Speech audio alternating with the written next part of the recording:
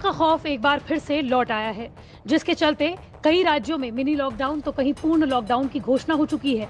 इसी बीच देश के अलग अलग राज्यों में हालात ये हैं कि अस्पतालों में बेड की कमी होने लगी है, जिससे कोरोना मरीजों और उनके परिवारों के लिए बड़ी समस्या खड़ी हो गई है। ऐसे में कनाडा के research chair of epidemiology and global health में प्रोफेसर और एसोसिएट डायरेक्टर मधुपाई ने उन मरीजों के लिए सुझाव दिए हैं जो होम आइसोलेशन में हैं। दिल्ली जैसे शहरों में जहां बेड की कमी है, वहां खुद आपको अपना ख्याल रखना है। लेकिन आपको अपने इस मुश्किल दौर में क्या करना है, इसके लिए हम हैं आपकी मदद करने के लिए। कोरोना मरीजों पर अमेरिका के मैरीलैंड यूनिवर्सिटी ऑफ मेडिसिन के डॉक्टर फहीम यूनिस के मुताबिक ज्यादातर मरीज 14 दिन के अंदर ठीक हो जाते हैं, लेकिन 10% से कम संख्या ऐसे लोगों की होती है जिनकी हालत दूसरे हफ्ते में बिगड़नी शुरू होती है। डॉक्टर फहीम ऐसे लोगों को समझाते हैं कि अगर पहले 2 हफ्तों में आपकी हालत खराब नहीं हुई है तो आप ठीक हो रहे हैं। 80% से ज्यादा लोग इसी कैटेगरी में आते हैं। डॉक्टर फहीम ये भी कहते हैं कि किसी की तबीयत तेजी से खराब होती है, लेकिन सुधार धीमे होता है। ऐसे में उन लोगों को सलाह देते हुए कहते हैं कि कोरोना के वेरिएंट की परवाह किए बगैर वो अपने निजी व्यवहार पर ध्यान दें, अपना ख्याल रखें। उनकी सलाह है कि N95 और KN95 मास्क पहनें, भीड़ में जाने से बचें और वैक्सीन लगवाएं।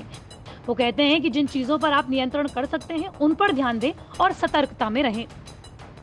हालांकि होम आइसोलेशन वाले मरीजों को क्या करना है, इसे बताते हैं मधुपाई।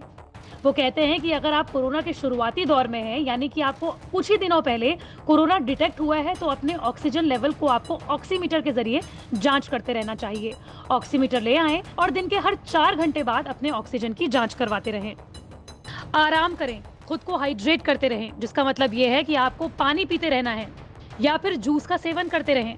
बुखार को कम करने के लिए आप पैरासीटामोल खा सकते हैं। अगर आप होम आइसोलेशन में हैं तो आपको मास्क जरूर पहनना है, ताकि आप अपने परिवार के अन्य सदस्यों को सुरक्षित रख सकें। होम आइसोलेशन के दौरान अगर ऑक्सीमीटर पर आपका ऑक्सीजन लेवल 92% से ज्यादा है, तो आपको अपने बुखार को कम करने के लिए पैरासीटामोल खानी है। आपको खूब पानी पीते रहना चाहिए और भाप लेते रहना चाहिए।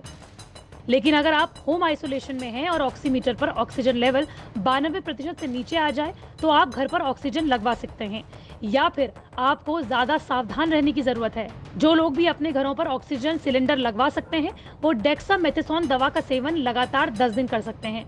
आपको अपना ऑक्सीजन लेवल बार बार चेक करते रहना चाहिए और कोशिश करनी चाहिए कि आपके शरीर में ऑक्सीजन लेवल 92% से ज्यादा हो। शरीर में आपको पानी पहुंचाते रहना है, यानी कि खुद को हाइड्रेट करना है, और बुखार रहने पर पैरासीटामोल खा सकते हैं। हालांकि मधुपाई कहते हैं कि जो भी लोग बाकी बीमारियों से जूझ रहे हैं, वो डॉक्टर की सलाह से ही दवा लें। जो भी दवाएं होम आइसोलेशन में मरीजों को चिकित्सक बताते हैं, इसके अलावा कोई भी दवाई लेने की आपको आवश्यकता नहीं है।